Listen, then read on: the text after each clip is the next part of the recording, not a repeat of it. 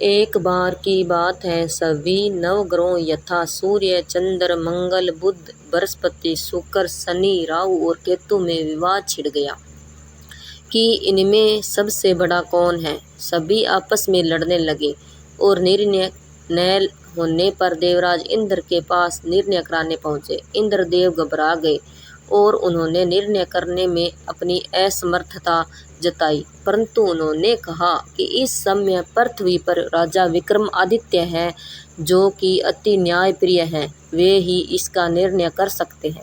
सभी ग्रह एक साथ राजा विक्रमादित्य के पास पहुंचे और अपना विवाद बताया, साथ ही निर्णय के लिए कहा। राजा विक्रमादित्य इस समस्या से चिंतित थे, क्योंकि वे जानते थे कि जिस किसी को भी छोटा बताया वही क्रोधित हो उठेगा।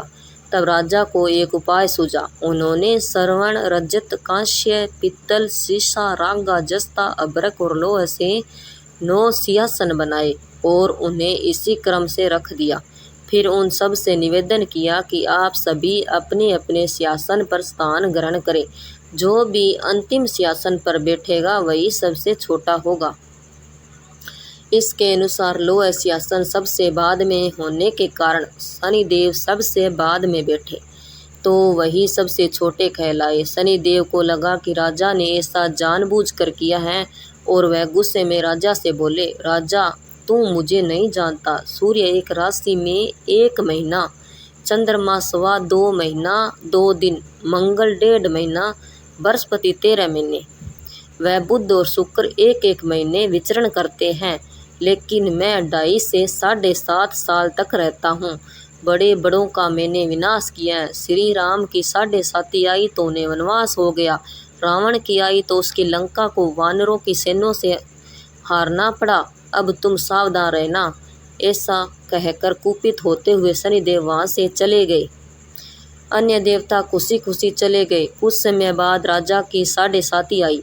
तब शनिदेव घोड़ों के सौदागर बनकर वहां आए। उनके साथ कई बढ़िया घोड़े थे। राजा ने यह समाचार सुन अपने अश्वपाल को अच्छे घोड़े खरीदने की आज्ञा दी। उसने कई अच्छे घोड़े खरीदे व एक सर्वोत्तम घोड़े को राजा को सवारी हेतु दिया। राजा ज्यों ही उस पर बैठा, वह घोड़ा सरपट वन की ओर भागा। भीषण वन में पहुंच वह अंतर्ध्यान हो गया।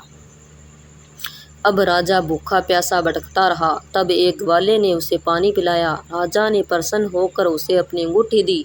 वह अंगूठी देकर राजा नगर को चल दिया और वहां अपना नाम उज्जैन निवासी विका बताया। वहां एक सेठ की दुकान में उसने जल इत्यादि पिया और कुछ देर आराम किया। भाग्यवश उस दिन सेठ की खूब बिक्री हुई।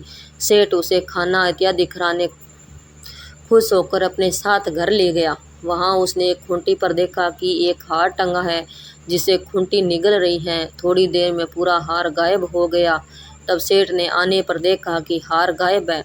सेठ ने समझा कि विक्का ने ही उसे चुराया है। उसने विक्का को कोतवाल के पास पकड़वा दिया। फिर उस नगर के राजा ने भी विक्का को चोर समझकर उसके हाथ पैर कटवा दिए और नगर के बाहर फेंकवा दिया। वहां से एक तेली निकल रहा था, जिसे दया आई और उसने विक्का को अपनी गाड़ी में बिठाया। वह अपनी जीभ से बैलों को हाँकने लगा। उस समय राजा की शनि दशा समाप्त हो गई। वर्षा ऋतु आने पर राजा मल्हार गाने लगा। राजा जिस नगर में था, वहां की राजकुमारी मनभावनी को उसका गाना इतना पसंद आया कि उसने मन ही मन प्रण कर लिया कि वह उस राग गाने वाले से ही विवाह करेगी। राजकुमारी ने दासी को राग गाने वाले को ढूंढने भेजा। दासी ने बताया कि वह एक चौरंगिया अफाइज है, परंतु राजकुमारी ना मानी। अगले ही दिन से उठते ही वह अनशन पर बैठ गई कि वह विवाह करेगी तो उसी से ही करेगी। बहुत समझाने पर भी जब राजकुमारी नहीं मानी तो राजा ने उस तेली को बुला भेजा और विवाह की तैयारी करने को कहा। फिर उसका विवाह राजकुमारी से हो गया। तब एक दिन सोते हुए सपन में शनिदेव ने राजा से कहा, राजन देखा तुमने मुझे छोटा बताकर कितना दुख झेला है।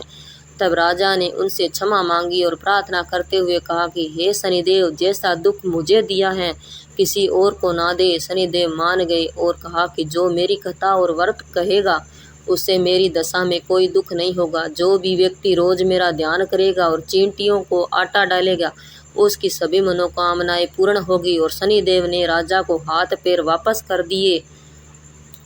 प्रातः आँख खुलने पर राजकुमारी ने देखा तो वह आश्चर्यचकित हुआ।